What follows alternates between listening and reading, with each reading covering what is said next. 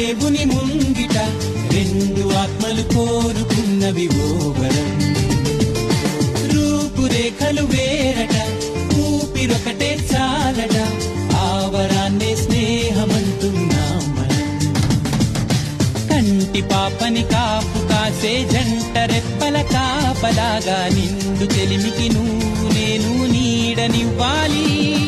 స్నేహమంటే రూపులేని ఊహ కాదని లోకమంతా నిన్ను నన్ను చూడగానే నమ్మి తీరాలి.